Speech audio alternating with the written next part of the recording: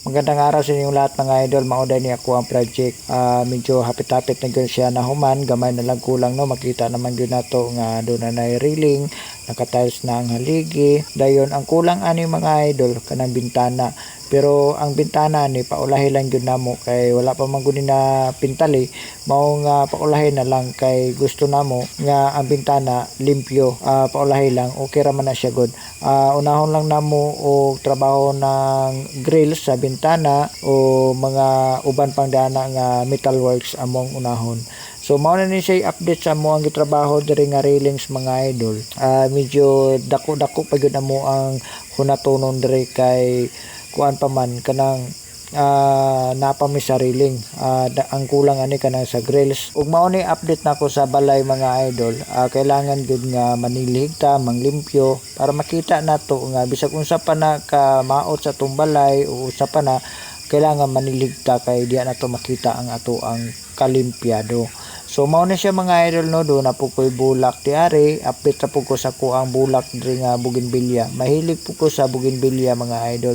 Pero kini wala na siya bulak kay nanguan na ba nahuman na siya, nangalaya na iya ang mga bulak. Pero kailangan ako ding itrim. Itrim ang guni pagka magbulak, itrim dayon siya. Putla nato tong mga sanga niya para magbag-o, para mo bulak na po siya utro, para munindot na po siya lang taon mga idol. So mao ni siya no.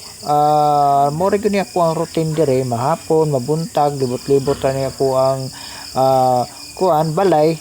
Dayon manilhig o unsa pa mag-alaga sa mga baboy, mag-alaga sa manok, uban pang mga lihokon diri sa balay mga idol. So mao ni ako ang kuan diari kanang routine gyud. Mao ni siya no. So i-flex lang nako ning balaya mga idol kay medyo napurma na gyud siya. Ang kulang ani kana nilang bintana pero budgetanan pa ng bintana namo mga idol. Pero okay ra na siya kay paulahi ra man gyud namo na kay kapoy kay na bitaw mag-una ang glass dayon magliha-liha pa ng skim coat sa sulod.